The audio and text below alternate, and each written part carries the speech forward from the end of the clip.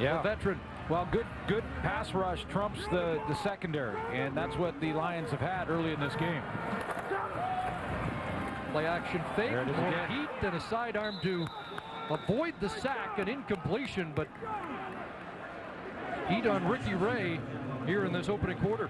Those are the ones that Ricky Ray's got to be careful with, because when he's tied up like that and trying to throw it away, falling down, that's how you can really hurt your shoulder, your throwing arm, because it's extended when you hit the ground and it pops out. So he's got three guys in his face and tries to throw it and then protect himself before he gets down there. Bazzi, who has a sack, Westerman, the Brampton native, in the hit. 2nd and 10, Ray the throw, and he threads the needle to Darvin Adams, who drops the football, and Corey Williams comes up with it.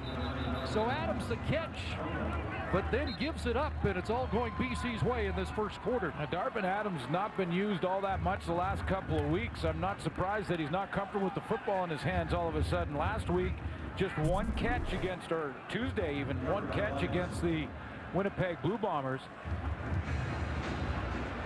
Previous week, just a couple of touches, so uncomfortable with it in his hands, and it comes out. See, Ryan Phillips gives him the first shot, and TJ Lee with the strip. And Mike Benavides using this opportunity to get Travis Lulay in the game. Told us he would get some reps depending on the flow of the game. Lulay ready to go. And he'll get tested early as he gets hit, taking off with it to the Argo 50-yard line. So he's right into the game now. Yeah, gets right into it by taking off and running with the football in his first one. Here's the injury back September 15th, last year against the Montreal Alouettes.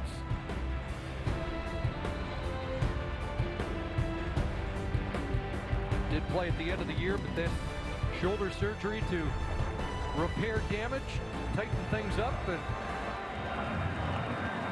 I guess like some of the stadiums, a little later arriving for the season than was first anticipated.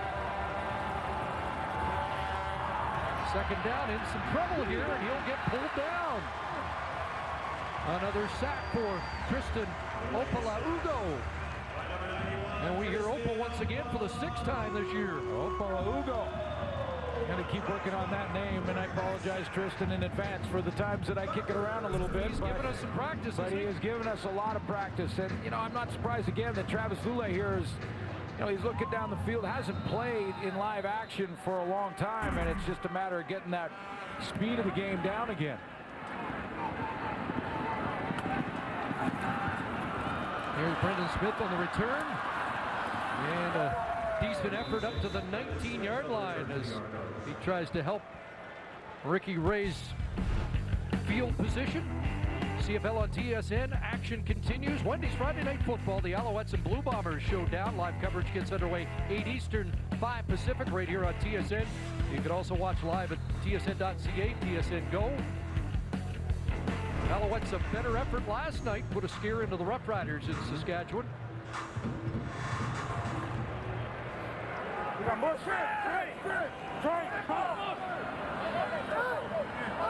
So Ray back to work. A 19-yard completion to Darvin Adams ended up in a turnover. They go back to Adams, and he can't pull it in.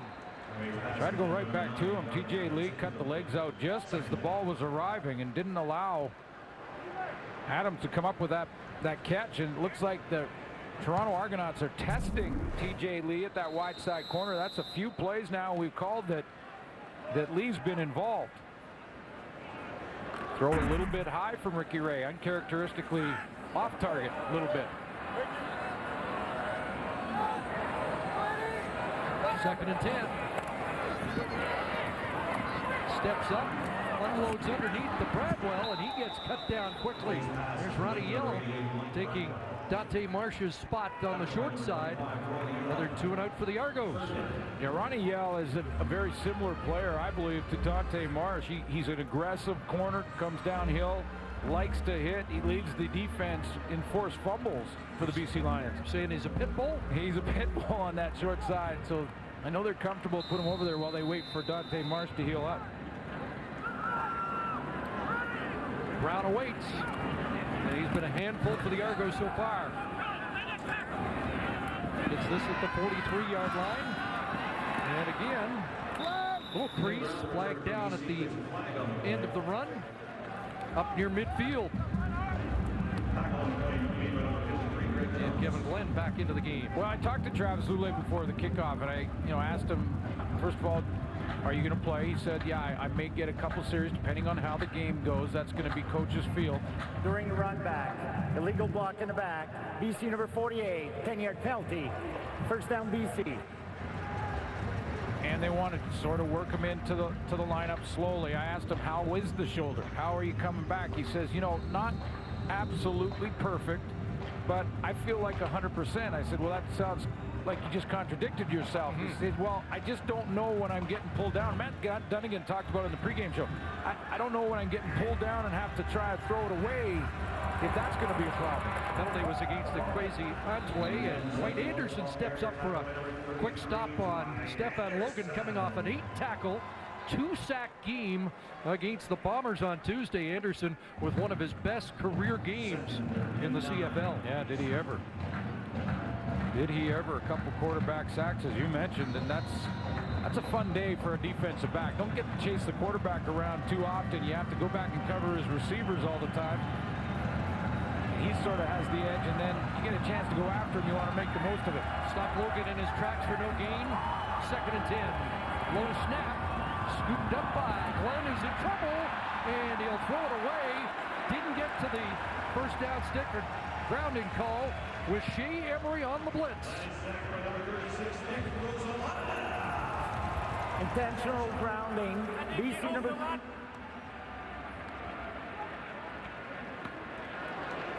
Intentional grounding. BC number 2. Point of foul. 3rd down, 1 more play. You heard Kevin dispute the call. He thought it did cross the line, which is the 38-yard line. See Shea Emery down inside. He takes on Tim Brown, or excuse me, Stefan Logan. At least 3 yards short of the line of scrimmage for Glenn, so the correct call made. Short kick by Ricky Schmidt, but he gets a nice roll. Brendan Smith picks it up. It'll be 5 yards, no yards, but forget that because the return is better, up to the 48.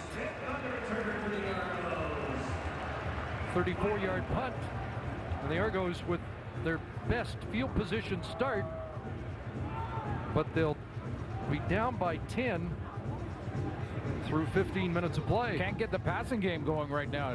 Ricky Ray's having issues with defensive linemen in his face. The end of the first quarter. No yards. BC number 45. That was a 5-yard penalty that is declined. That's the end of the quarter. Tim Brown with a big return. Stefan Logan with the touchdown, and all kinds of pressure on Ricky Ray. The story of the opening 15 minutes here in Toronto.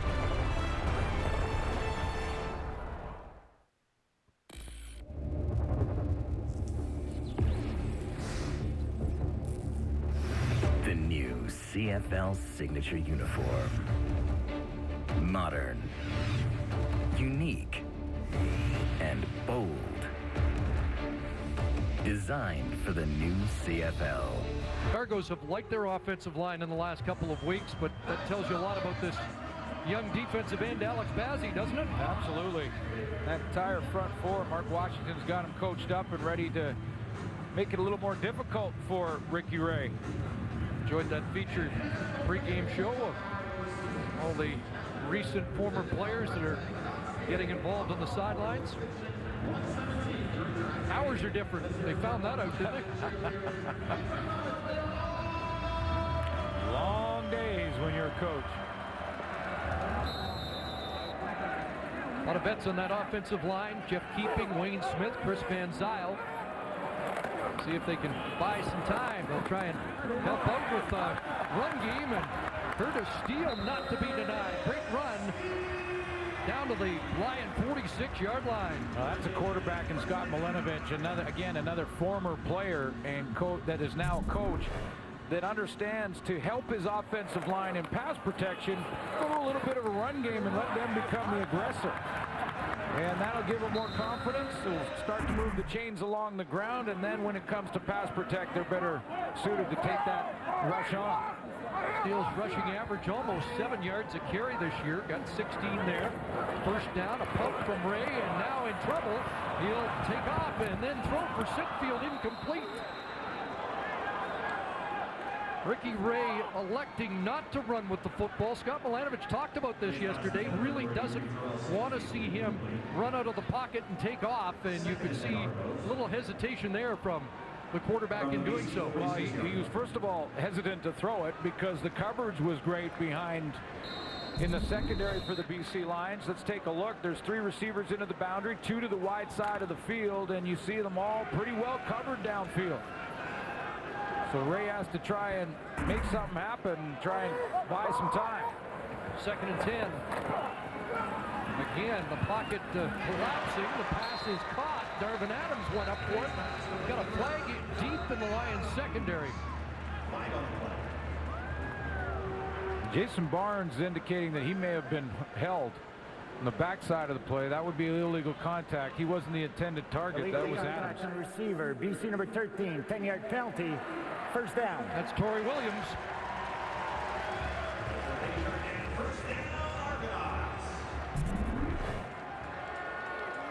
There's Jason Barnes going one-on-one on Torrey Williams. Does give him a double move, and Williams just pulls him down from the shoulder pad.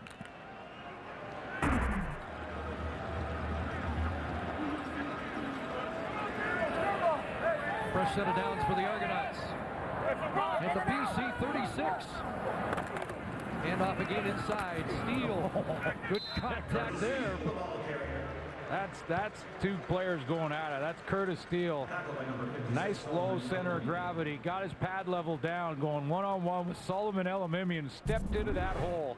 He's on pace for 139 tackles, Solomon Elimimian, and that would be a CFL record. Passing J.C. Sherritt, and that's some contact in the hole. Steele did fall forward, but that is another tackle for Elimimian. And his string of 10-plus tackle games snapped at 2 last week.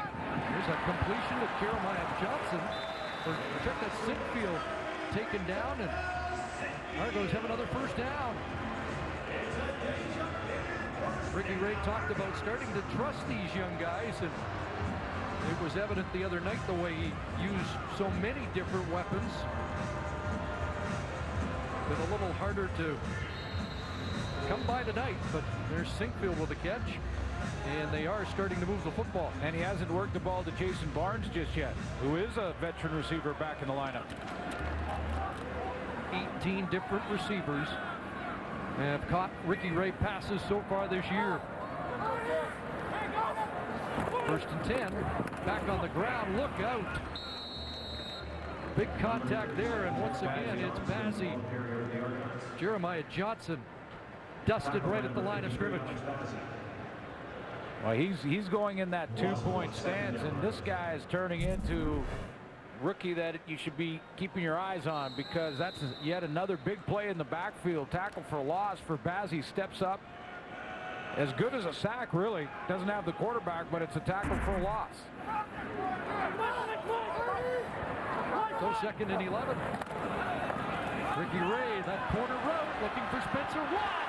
And tight coverage all the way, and TJ Lee got the job done defensively. Well, they are going after TJ Lee, and he just keeps stepping up. I asked Ryan Phillips what to expect from Lee in this game. He said, you know what, you never know until the lights go on and you see if a guy can play, but they are pretty excited about the fact that in the preseason, he had a tough game in preseason game 1, got beat deep on a play, and then came back with a couple of interceptions, 3 as a matter of fact, and dropped to 4th in the next game. That's how he made the team, and so far he's answered the call. So Swayze Waters to attempt a 32-yarder. He gets the Argos on the board. They're within 7. Let's take a look at how close they might have come to scoring a major. As Spencer Watt in a battle couldn't bring it in.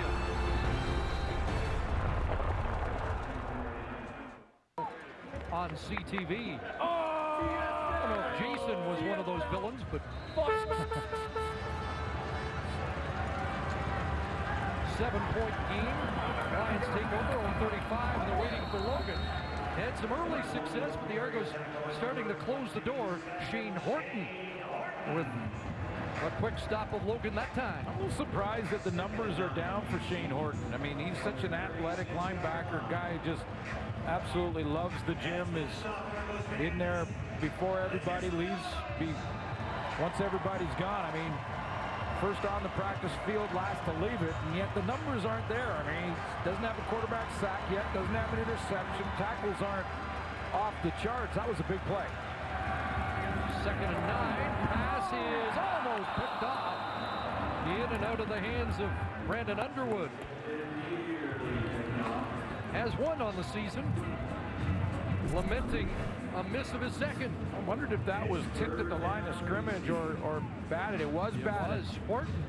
There's a knockdown, or yeah, that'll go down as in the books as a knockdown now that it wasn't caught by Underwood. So there's a stat for Shane Horton. And a good series. 2 and out.